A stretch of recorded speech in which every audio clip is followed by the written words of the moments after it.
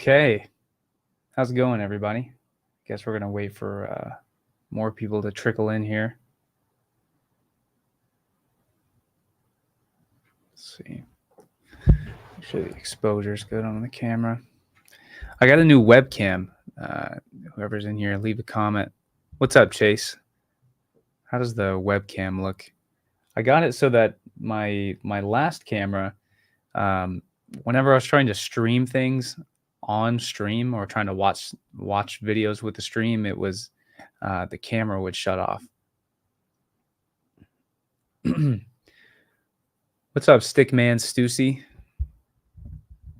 Yeah, it's great to be on with you guys as well. I have been very, very well. Last few months, I did a couple expeditions into the Yucatan and down into the jungles of Campeche, and it's good to be back home and settling in on working on videos and working on other things as well.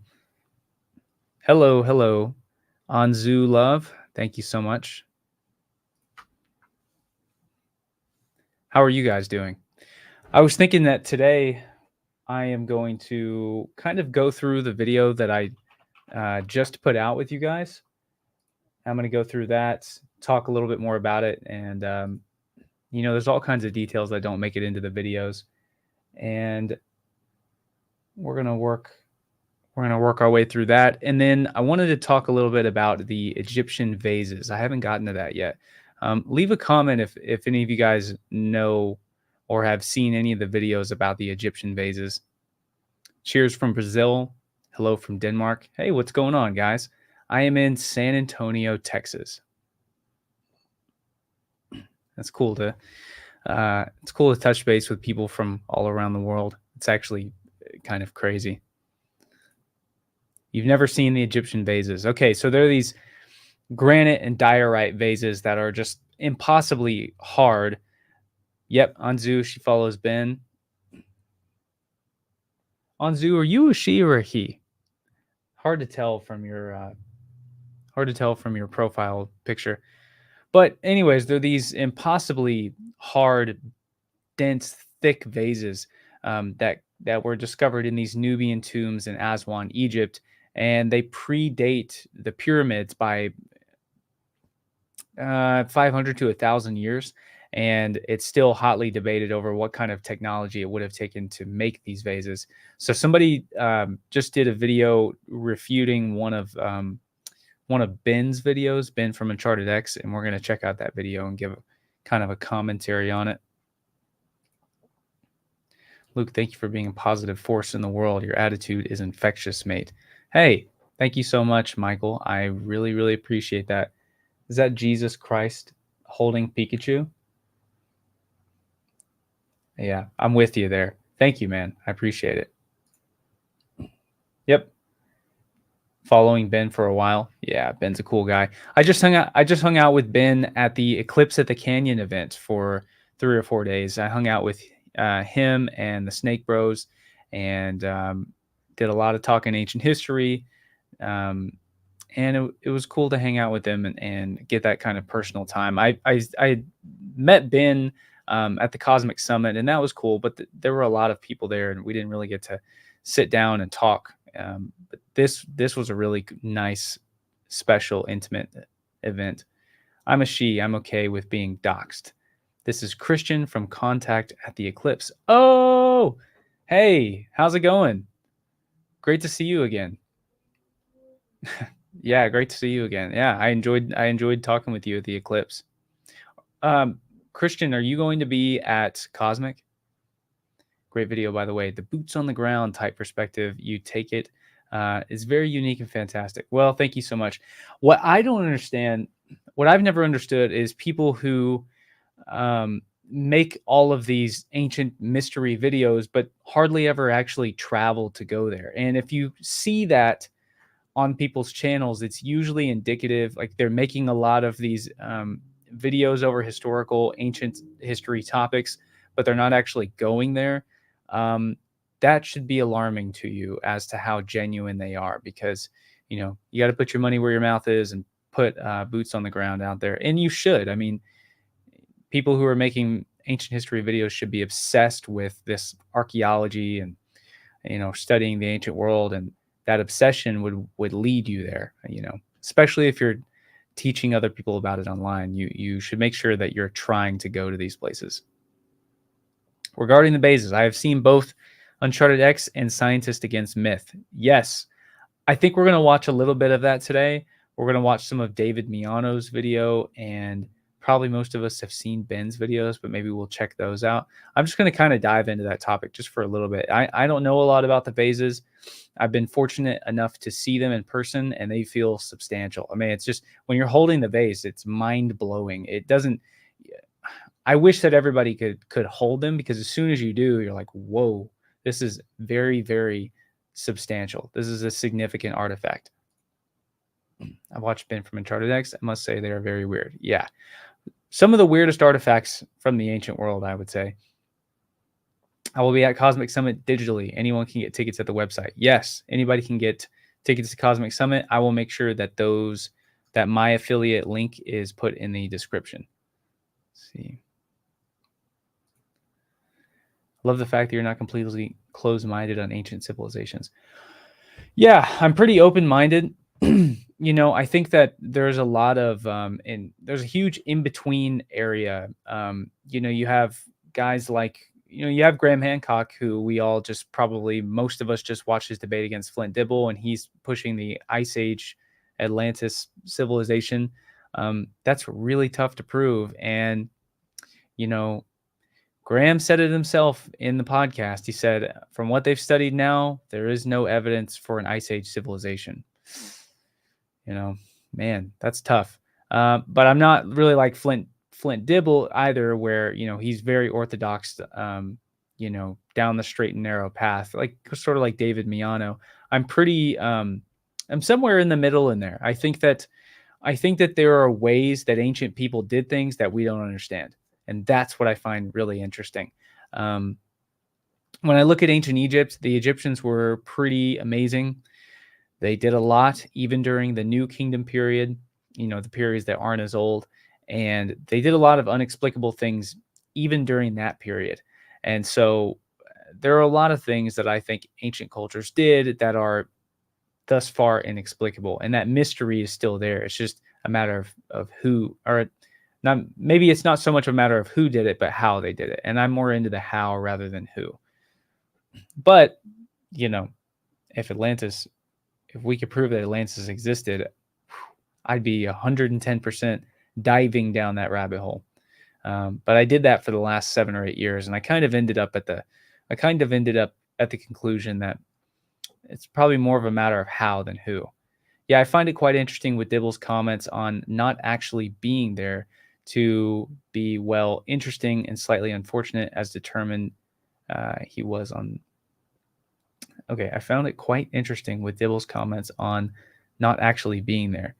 So do you mean, sorry, Sticky Man, I'm not understanding what you're saying, but do you mean that you found his comments interesting because he had a predetermined idea of what these sites were like, even though he hadn't been there? And then Graham was like, well, if you haven't been there, then you shouldn't be speaking about it. Is that what you were getting at? Graham Hancock is extremely smart. When he made that statement, he agreed according to Western standards. I agree. I mean, I think his argument was more of like, you can't disprove a lost, global civilization, so you shouldn't be so close-minded against it. And I agree with that. I think that academics, have attacked Graham and, labeled him as all kinds of things that are inaccurate, and they can't disprove his theory, his overarching grand theory. But yeah, I get what you're saying, that he agreed according to Western standards. According to global archaeology, there isn't evidence yet of Atlantis. But you see these in-between areas, these gaps of these things that are unexplainable. And, you see similar stone architecture in Peru and in Egypt that have the exact same, they have scoop marks on them, or sometimes they're pillowed on the outside in very similar manners. If you took a photo up close without any of the peripherals, and the Menkaure pyramid in Egypt, and then of the Sacsayhuaman or Cusco walls in Peru, and you showed them to somebody, they wouldn't be able to tell the difference between the architecture. You look at things like that, and your brain just automatically goes to, well, there must be some kind of connection there. I think there is some kind of connection there. I won't go deep down that rabbit hole, but that's the kind of stuff that I was hoping we would see argued in the debate. I'm taking an archaeology class in the Maya right now. Pretty awesome. It is. And Torch Fox, you need to go down to the Maya world because it'll click. The Maya world is super, super, super overlooked because it requires experiential learning. You've got to be there and then see it. And then once you see it, it clicks in your mind and you'll become obsessed with it. It's one of those things. It's not quite like Egypt where you can just look at pictures and you'll be, oh, I love that. The Maya world, you got to see it. You got to take the leap. WG, bro. Thank you so much. Gifted 5 Loot Caverns memberships. Yeah, you guys join. We're gonna start having exclusive live streams. There's gonna be exclusive videos coming out. There's exclusive Jungle of Stone videos that are coming out. I'm working on a series called Alexandria. Those are gonna come out. The 2 new podcasts that I'm working on, you're gonna get early access to that. So there's a lot coming for memberships. I'm not gonna leave that to rust and die like a lot of YouTubers do. I feel that Miano and Dibble wear academic blinders and have an axe to grind. Yeah, Miano sometimes I don't understand. Sometimes it seems like he really shuts down when people ask him just to open up a little bit.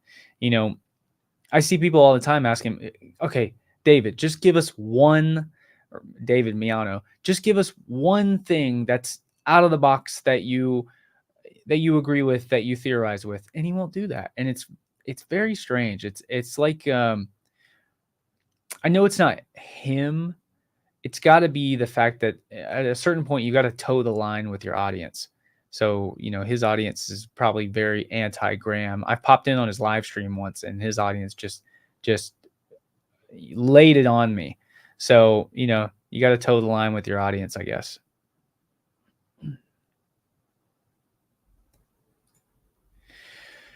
Yeah, I looked into nautical archaeology, and that's a whole rabbit hole to go down. But he was saying that these ancient boats that were 10,000 years old, if we saw a seafaring culture, that they would actually, in some cases, be preserved.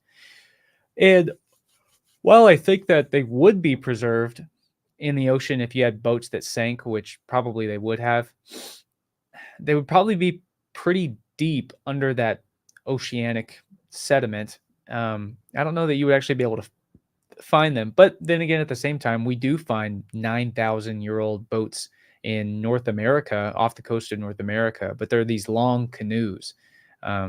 Probably not what a global seafaring civilization would have had. On top of that, only 5% of the world's coastlines have even been surveyed, and even smaller percentage have been excavated. So there's there's so much left out there to be discovered.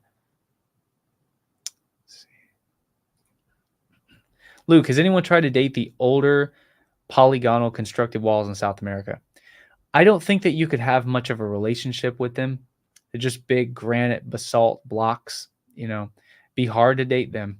Be really hard. Would you be open to funding if it could be arranged? I don't know that I would invest in somebody trying to start a romantic relationship with the polygonal constructed walls in South America. I don't know that you would need any money to do that. Where are the walls going to go? Where are they going to go? Now, yes, people have tried to date them, but it's hard to do. You have to find organic matter beneath the wall, or you look for cultural material nearby. But with something like that, with the walls being so large, and with those sites being so well looted by the Spanish, it's hard to date. It's hard to date the polygonal walls of South America. It's almost impossible. Would you be open to funding if it could be arranged to do testing to answer once and for all a basic age for them? I would be open to somebody funding it. I couldn't fund it. But yes, I would be open to somebody funding that for sure. I would guess that they predate the Inca for sure. The Inca are conquered in 15 in the 1530s, 1520s, sometime during that period, and they would have began potentially in the late 1300s. They only existed for about 150 years, and you know, so did the Aztecs. They existed for 150 years, and they both fell within a decade of each other. You look at how much the Aztecs built, and it's not that much because they were only around for 150 years. But the Inca built like as much as the Roman Empire did, and so there's, and for a culture that it was only around for 150 years, that's a lot to accomplish, which I think is unrealistic, which leads me to believe that there was probably an older culture there in Peru. How much older? I don't know. We can't say yet. A lot of people try to connect that to Atlantis, but I don't know. I mean, it's 100% evident to me that there's an older culture there. It's just a matter of how much older. Question marks. Every find is another question. Yeah, that's the great thing about archaeology is every time you find something, you didn't reduce the amount of questions that you had, because you had this one question, you find the answer, and then boom, 10 more come from there. It's just an endless rabbit hole. Okay, the thing is with the vases is even if they push the lathe back, it isn't a wood lathe. It's a sophisticated lathe made with precision parts. Try to say that 10 times fast. It isn't a wood lathe. It's a sophisticated lathe made with precision parts. It takes a while to get to that point. Yes. Yeah, absolutely. That's the cool thing is it essentially changes the whole paradigm, and we have to reevaluate the technology that we attribute to pre-dynastic Egyptians, and that in itself is huge. I mean, that's paradigm shifting, and so even if the people who are theorizing that some of these can go back 12,000 years or whatnot, they're pointing out the idea. What's up, Matt? Um, so even if the vases don't go back, Matt, what are you doing? You want to come on the live right now? We're talking about vases. It's up to you. I know you're a busy guy, but even if they're not 12,000 years old, the existence of them is amazing. So I watched Scientists Against Myth today. They released a video on how to make the cores and how to make vases. That I think they've been hitting this topic pretty regularly. They're probably riding on the wave of Joe Rogan's podcast. And they said that I believe it was marble, but it was definitely a stone that was softer than it was definitely a stone that was softer than the granite or diorite vases. They said it would take 6 or 7 months, working 5 days a week, 5 to 8 hours a week to make that vase. Now, come on. I have bowls and little vases that sit on my. Let's see. I can't snipe, friend. Eating with the fam. All good, man. All good. So, I mean, I have little bowls and things that I put my keys in when I come home, and they're nice.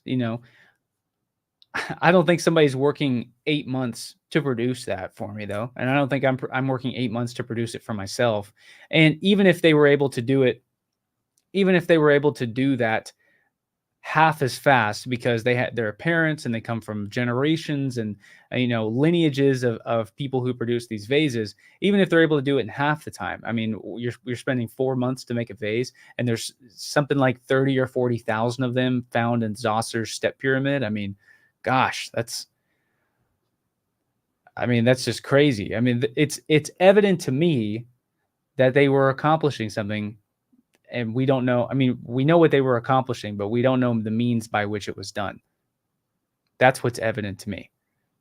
Let's see. All right, guys, let's get started. Oops. Let's get started going through the video I put out today. We're going to go over the megaliths of the Maya. You guys are going to have to tell me because I'm not wearing headphones, so tell me if my computer's audio is echoing back through my mic. Can you guys hear this?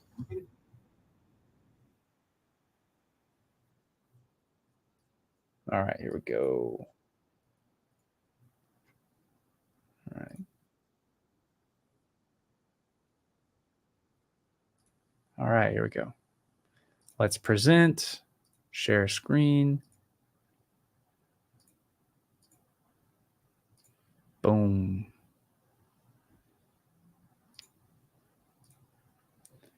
All right. Let me know how this sound goes.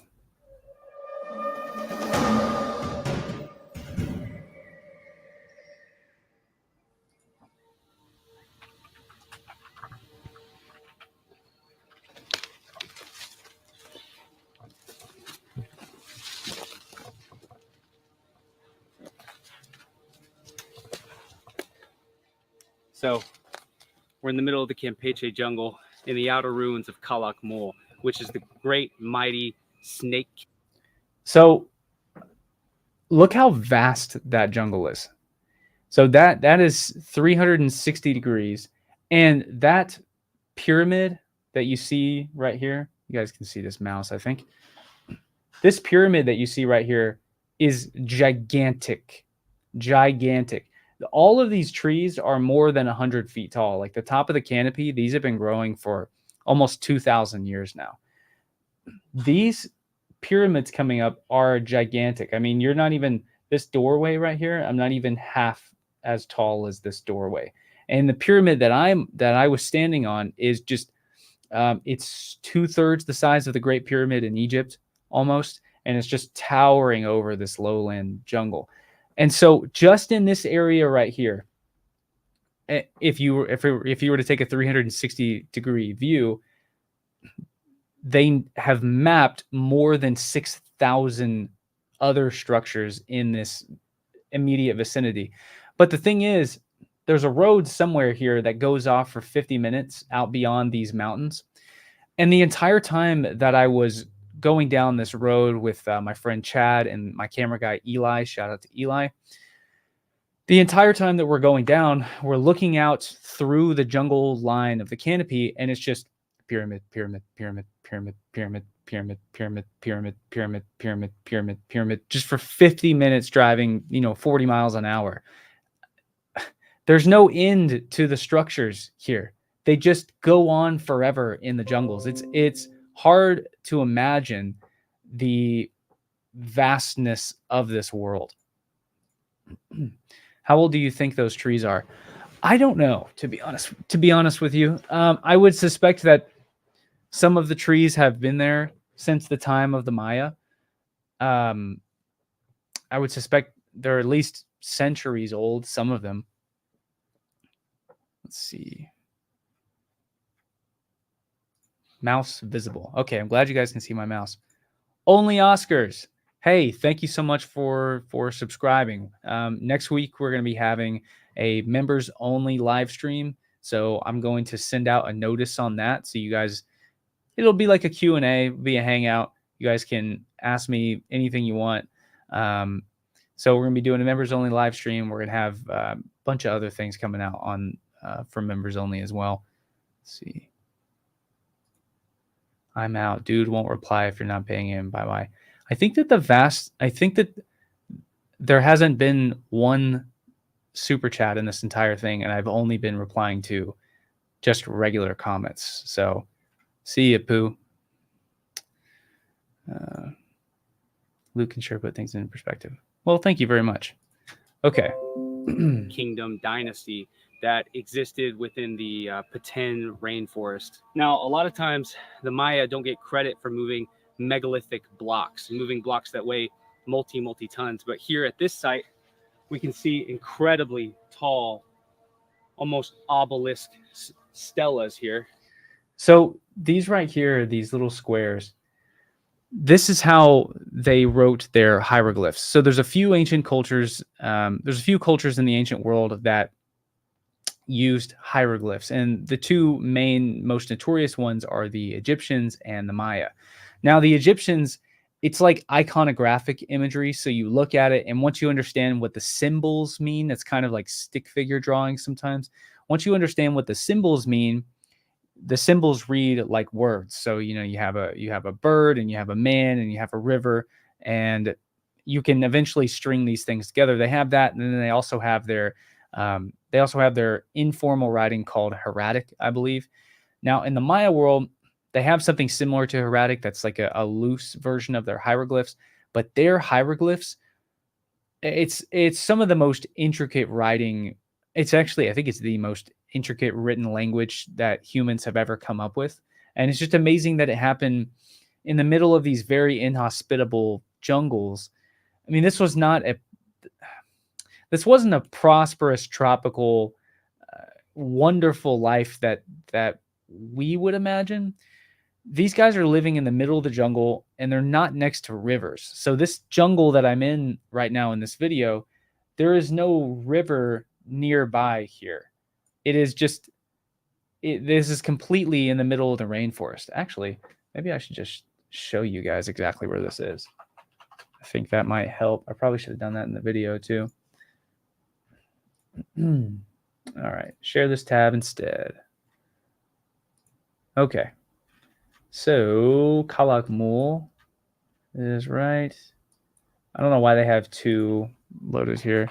Kalakmul archaeological site. There we go. All right, where I was standing in this video is, oh, get over. Where I was standing in this video is right here. So you can see that there is no water or rivers anywhere nearby Kalakmul. So what did they do? Well, they would clear out giant areas and dig these pits in the jungle floor and create reservoirs for themselves. So let's see if we can find a reservoir anywhere nearby. Can you guys see one? I think there's one right there. And I think there's another one right here. So I walked out into the jungle a little ways, and I stood right here. And I looked out below this reservoir. And so this is kind of like a swamp, and this would have been fresh water when it was kept up. So, but who knows how many crocodiles and snakes are all in here. On this jungle line over here on the other side, I could see pyramids out there underneath the jungle out here. Well, look at that. Oh my, wait, hold on. What is this?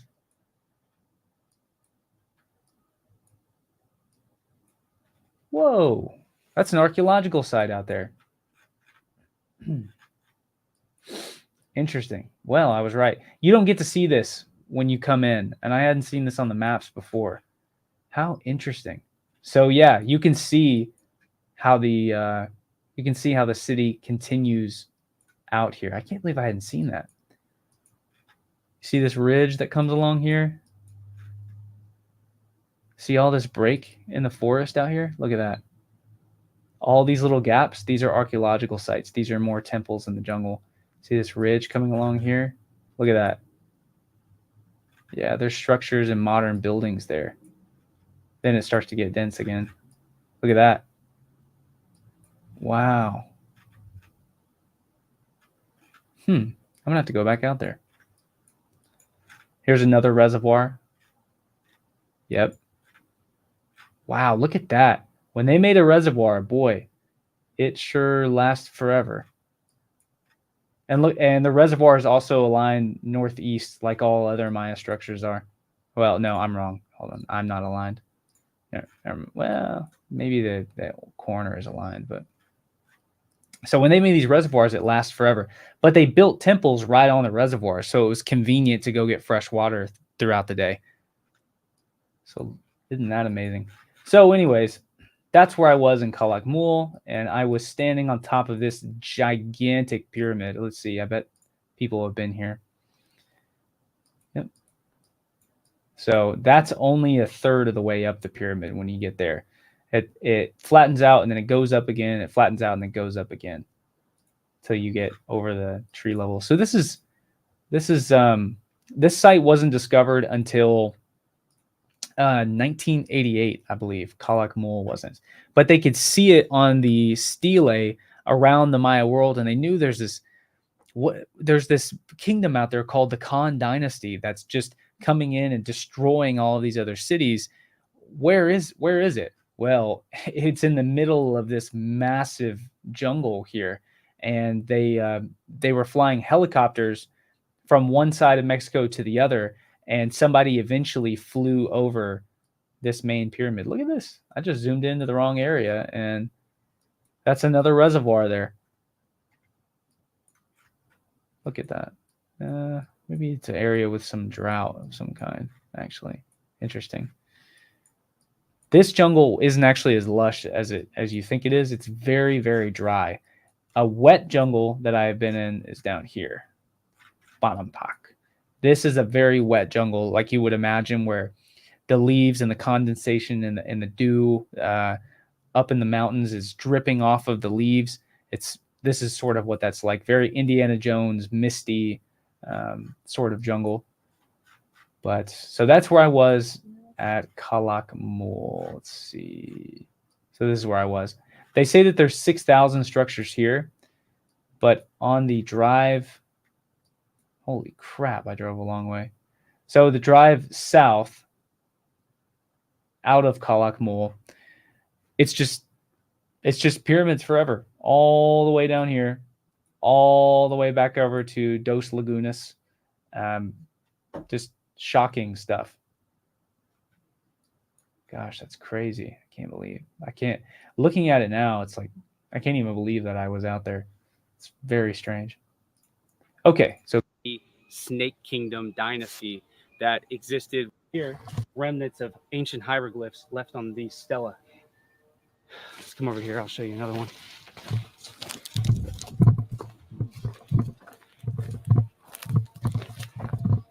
The site of Calakmul has the most density anywhere in the Maya world. Andean history matters. Yes, it does. I'm going down to the Andes later this year, possibly for 2 weeks, and I'll be back again the next year. Shermanator Osborne, thank you so much for the big 5. I really appreciate it. Yes, Andean history certainly matters. It's one of the coolest aspects of archaeology and ancient history, in my opinion. Of ancient stelae that. So as you're going through, can you guys see the history of Calakmul and can any of you guys see this gigantic pyramid next to me right here? Look at this huge stela.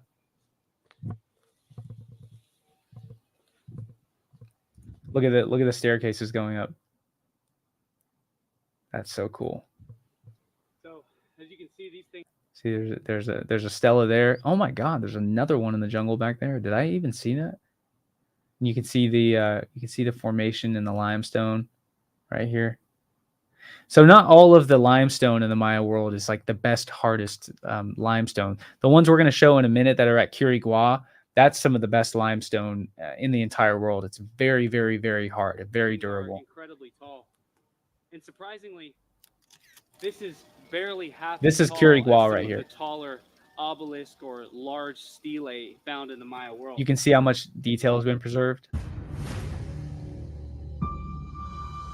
Come on, Disney. Made out of limestone. It's got to be around 25. They're probably going to sue me for that 2 seconds of the ad that showed up on my channel. To 30 tons. The hieroglyphs are hardly preserved at all on many of these. So whenever somebody tells you that the Maya didn't move megaliths, now you can certainly see that they did. Look at this one.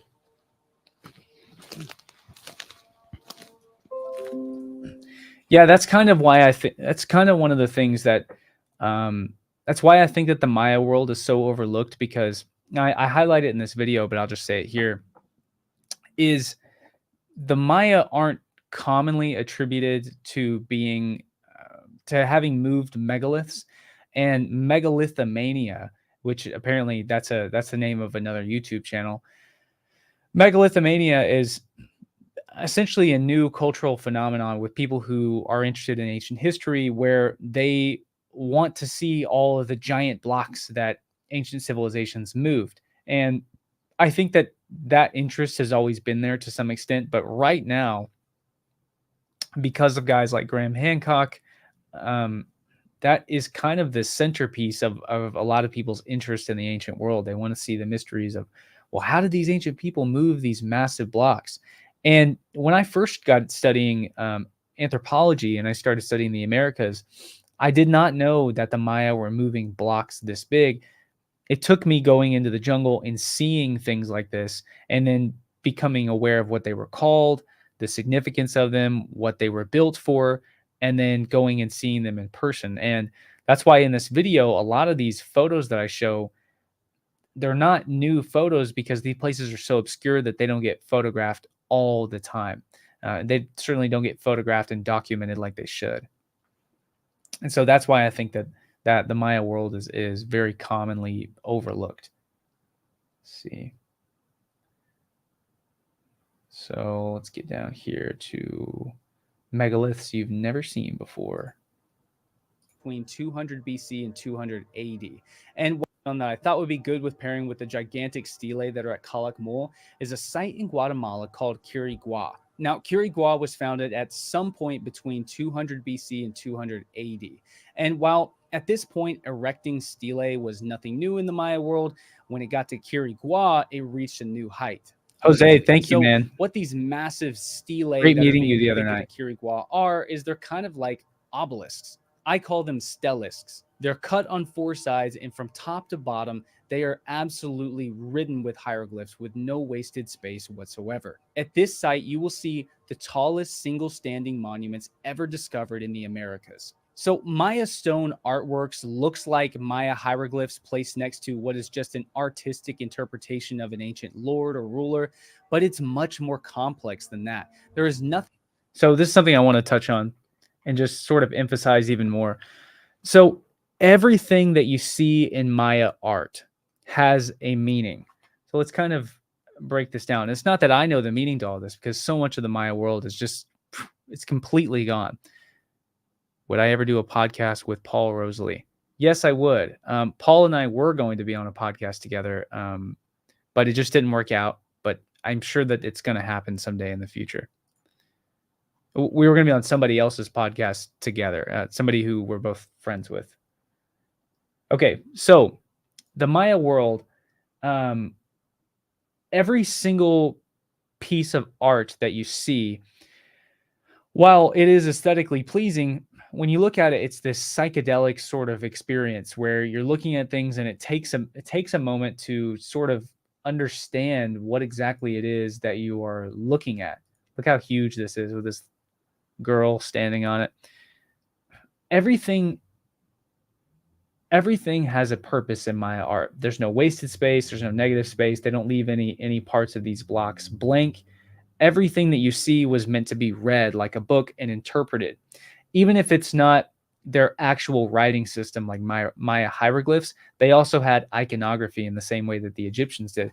But the thing is, the iconography is extremely intricate. So you can have hieroglyphs that depict the side profile of a jaguar, but if the jawbone is made out of a feather, then that means that the overall hieroglyph means something else. Or if it's made out of a different type of jawbone that has 3 spots on it, that can mean something. If it has 2 spots on it, that can make it a whole different word.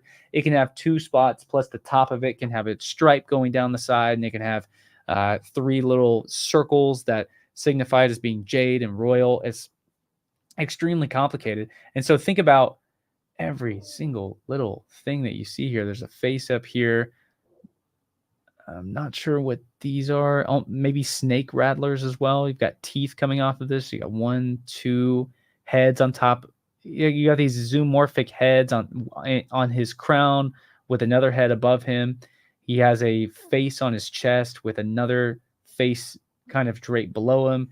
He looks like he's holding a not sure what he's holding. Maybe a rope of some kind. There's a lot of iconography to go through. You have the underworld monster beneath him. Something really interesting is that they would have a few feet of this obelisk or this stellisk. When they would raise it up and place it in the ground, it would be inside the ground and anchor it. But the thing is, the parts of the stellisks that are anchored inside the ground, they're not blank. Those are carved too. And even the very bottom of it is carved. We have no idea exactly why. It's probably that they felt like their gods.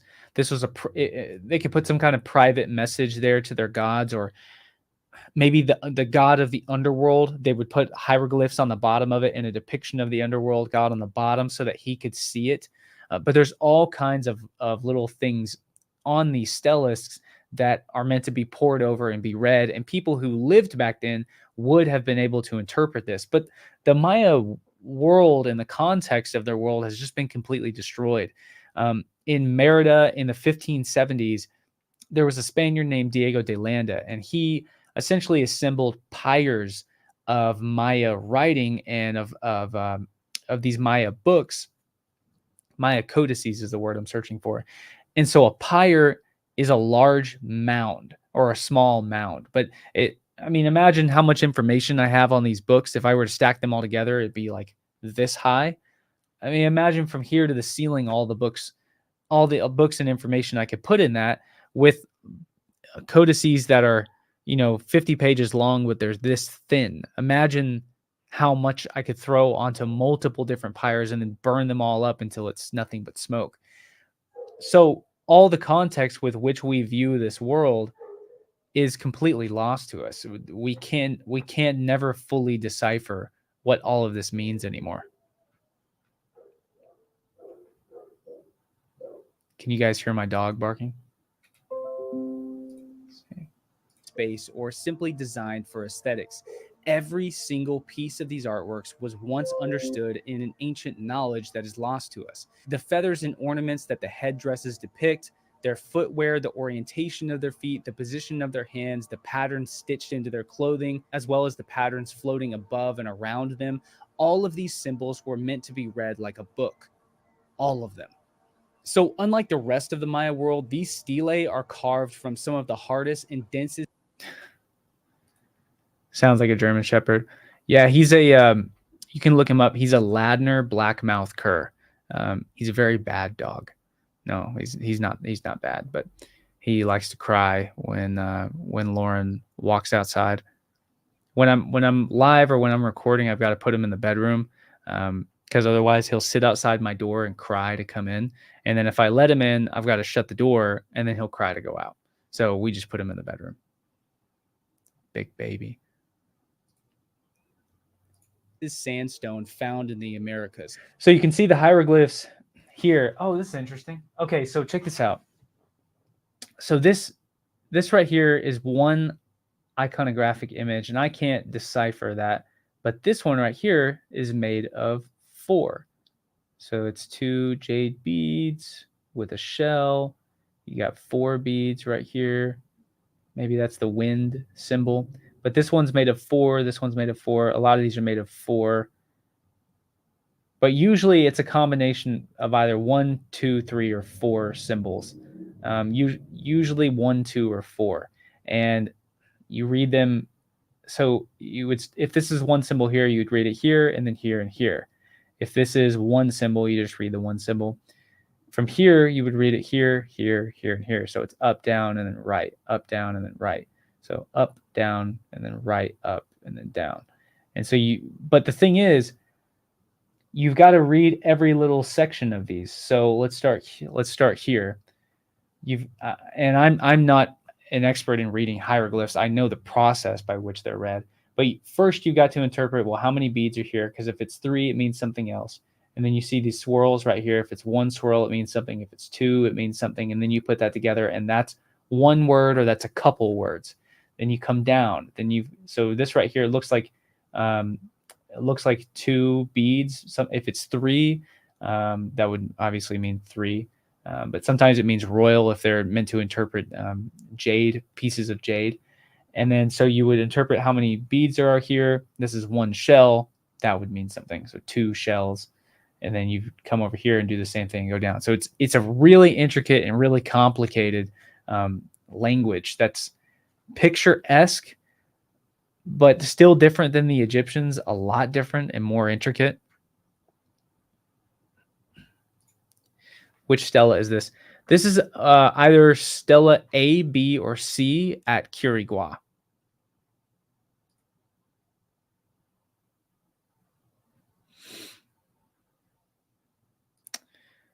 Wasn't the Olmec culture oddity that it was performed, ready to go, no evolution? Well, so that's the thing about the Olmecs is we see the Maya. You can detect the Maya, the presence of the Maya 10,000 years before they get to building monuments like this. But with the Olmecs, their archaeological evidence doesn't go back further than the Olmec heads. It begins with the Olmec heads. And the Olmec heads, it's the first monumental, it marks the beginning of the first monumental civilization in Mesoamerica. And we don't have anything from the Olmecs prior to them building the heads. That's the mystery about it. So it's just really, really strange. And then the Olmecs fall off, and there's the Olmecs fall off, and then there's not.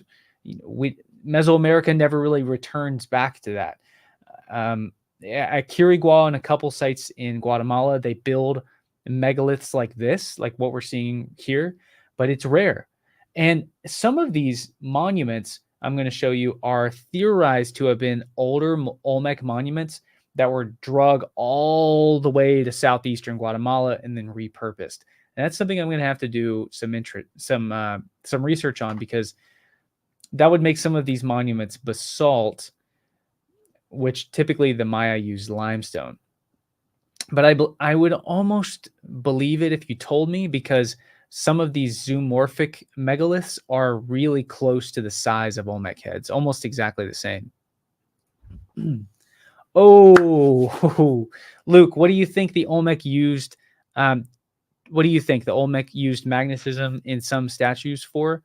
Okay, so at the Museum of San Lorenzo, they have on display just a portion of a cache that they found of 5 tons of magnetite cubes, these magnetic cubes, 5 tons of it buried in a single cache at San Lorenzo, next to the Red Palace, next to the Royal Palace at San Lorenzo. Furthermore, the head of San Lorenzo, how most of the time they have a helmet and you don't really see much on the back, the entire head is decorated in those cubes.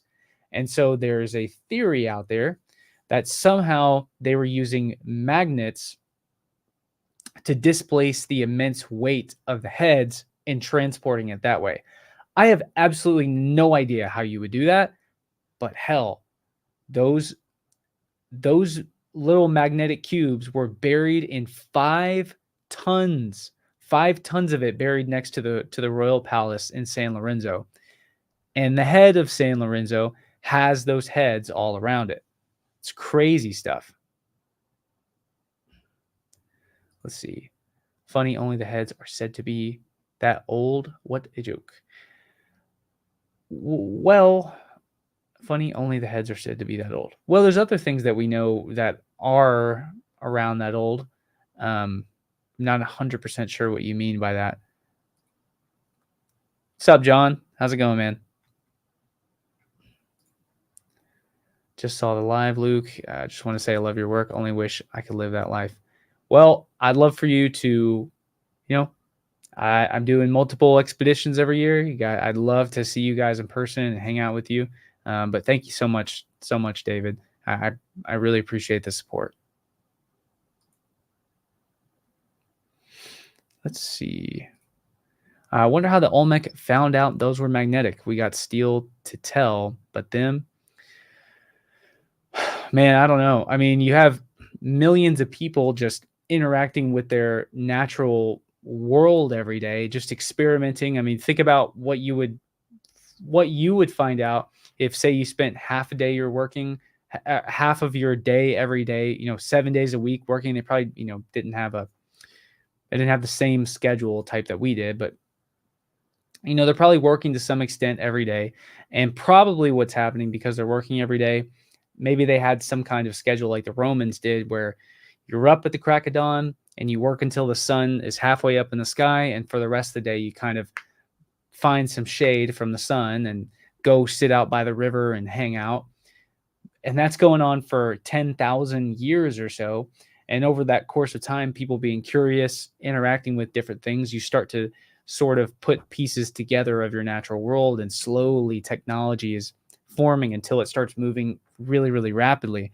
And at some point, they're making magnetic cubes. How that came about, I have no idea.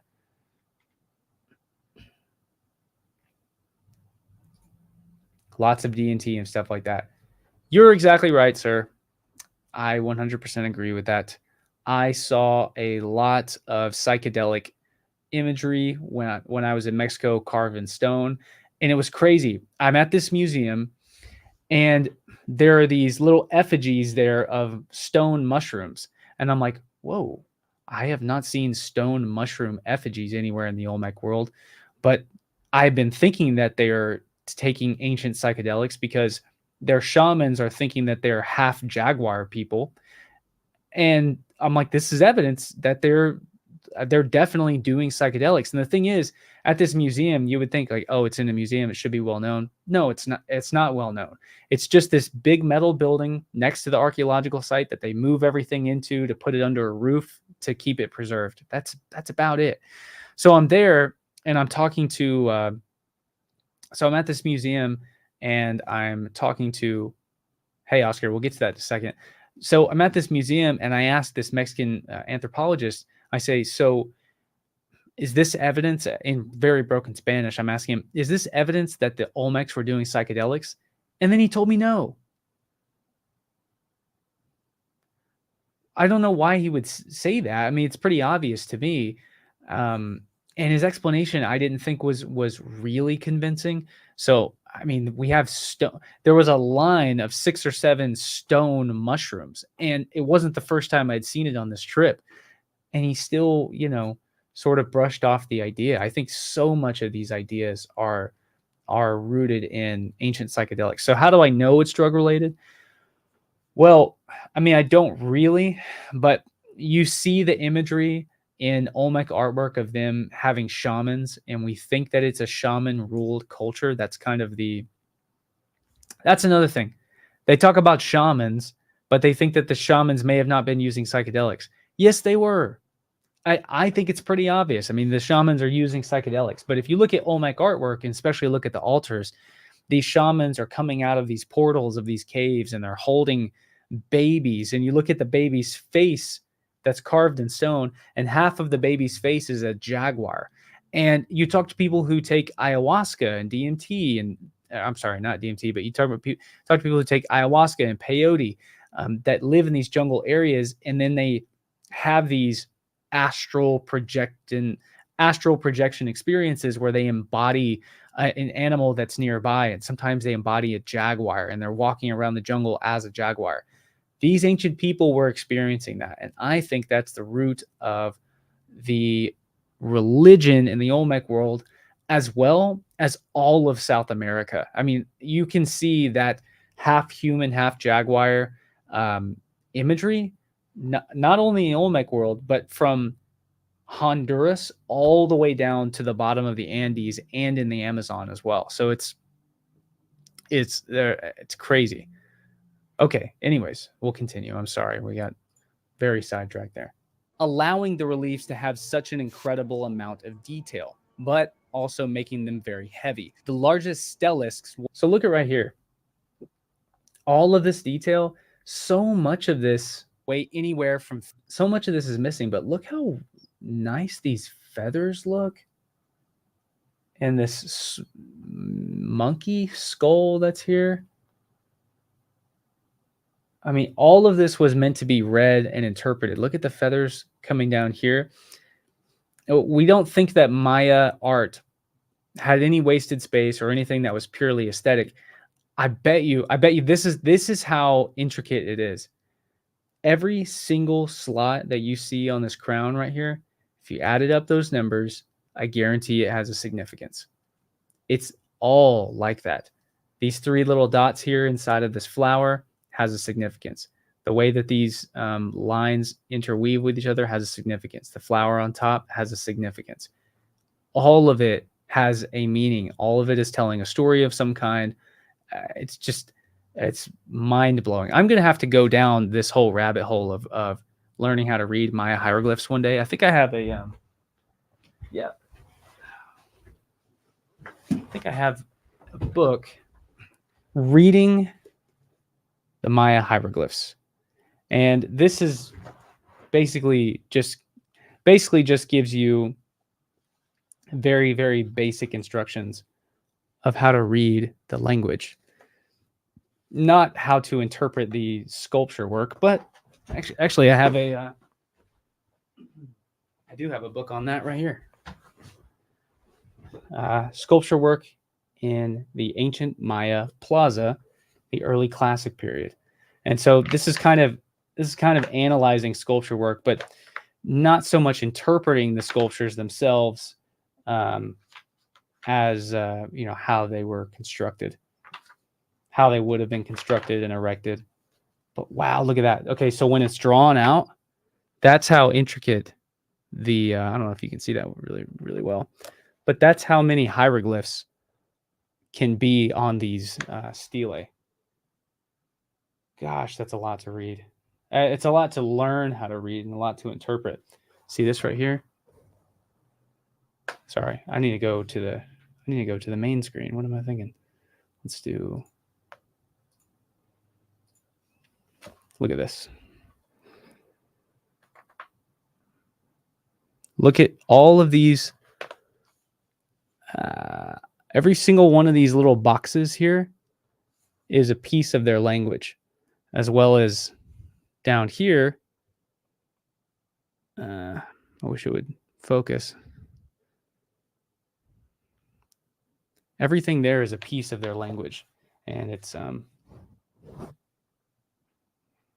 I'm all blown out. Maybe it'll fix itself, but it's extremely, extremely complicated language. It's the most complicated written language in the entire that's ever been created. One day I'm gonna have to go down the rabbit hole of learning how to read these hieroglyphs, but I mean, it's an evolving thing because there are monuments all over the Maya world that still need to be decoded, and the language evolves over time. So even people that are fluent in reading and writing Maya hieroglyphs come across hieroglyphs that have never been decoded. So we're still learning how to decode that whole world, which is insane to me.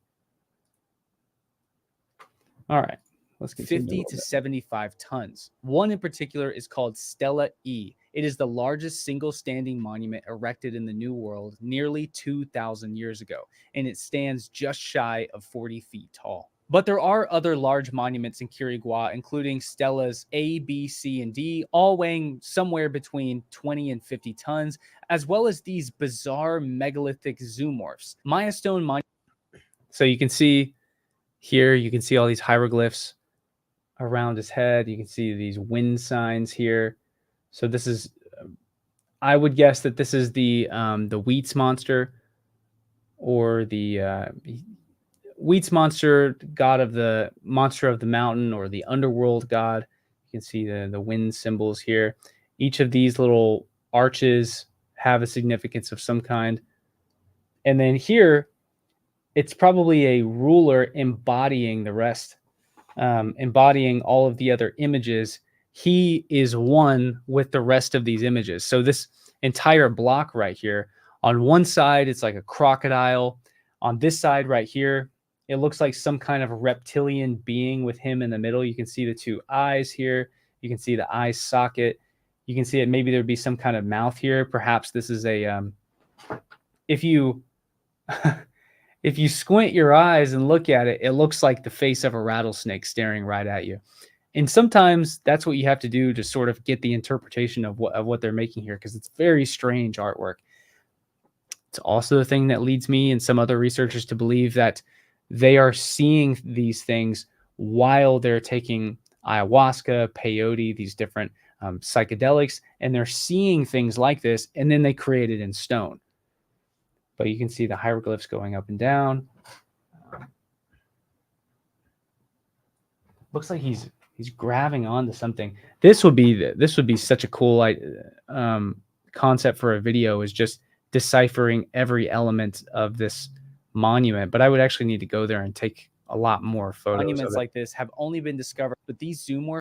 So you can see here, these different aspects are highlighted.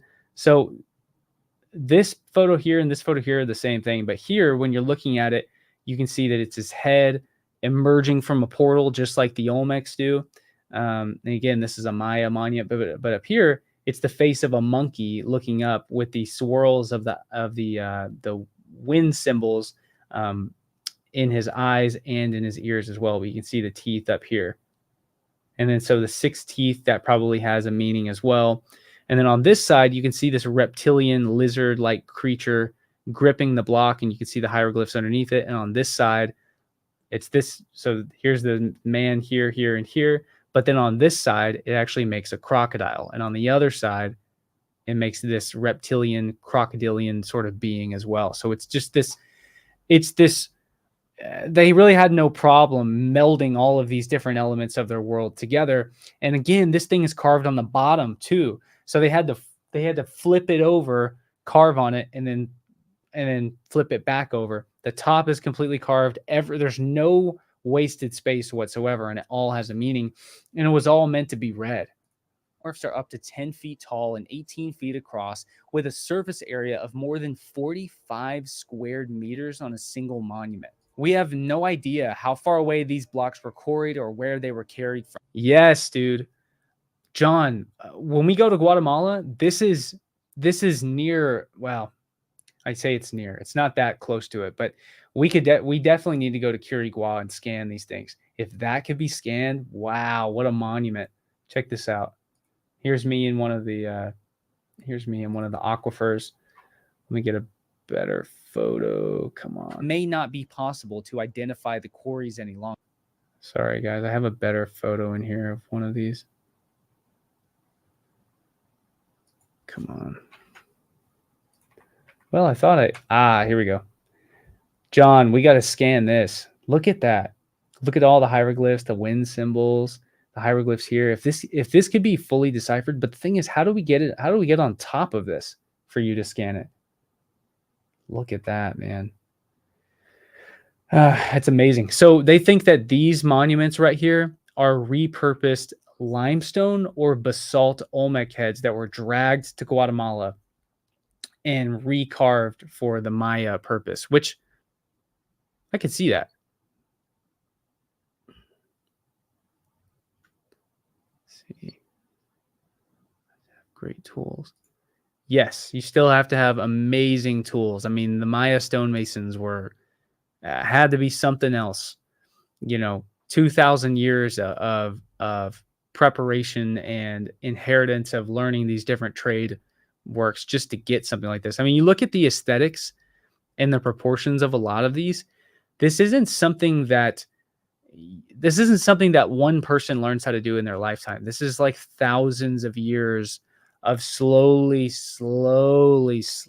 developing the skill to be able to do something like this. So the origins of writing and sculpture and Maya artwork must go back in very, very remote times that we don't really have much evidence of anymore. That's why I think that the ancient world is a lot more ancient than most of us even realize. Craziest theory for how the Olmec heads were transported.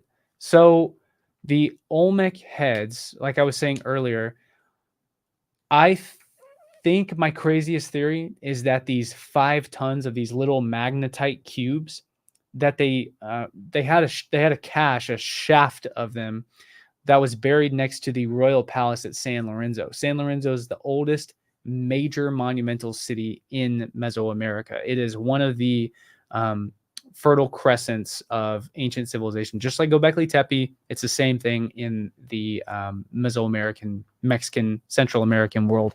I was there last month, and there's a shaft that's dug out where there's 5 tons of these little magnetic cubes in the ground. Then you go look at the Olmec head of the same city, and decorated around the head, it's wrapped in those cubes, like the stone monument. It's wrapped in the cubes. Let me see if I can. Let's just pull this up. I'm not sure what the number of the head is, but let's look up San Lorenzo Olmec head. Share this tab instead. All right, we are going to find them.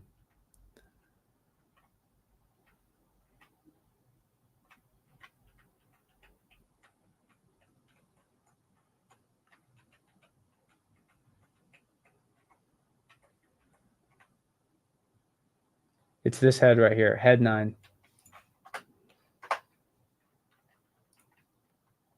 Or am I wrong? I could be wrong. No, I don't think it's head 9. It's an obscure monument because it's out in this little village, out near San Lorenzo, and not very many people go out there. Gosh, where is it, man? Let's see. List of Olmec heads. Can we follow this? Let's see which one. Head 10. Y'all see those little magnetite cubes on there? Oh, shit. Sorry. You guys see the little magnetite cubes that are on here? Let's do San Lorenzo head 10. Share this tab instead. There it is. Come on, man. Let me go full screen. You can see these little cubes right here. I saw those cubes in person, and there's 5 or 6 tons of them buried in the city, right next to the palace. San Lorenzo head 10. Let's go to Google. I can't do this.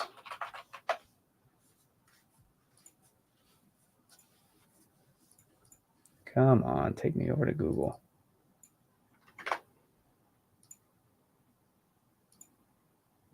All right. San Lorenzo head 10.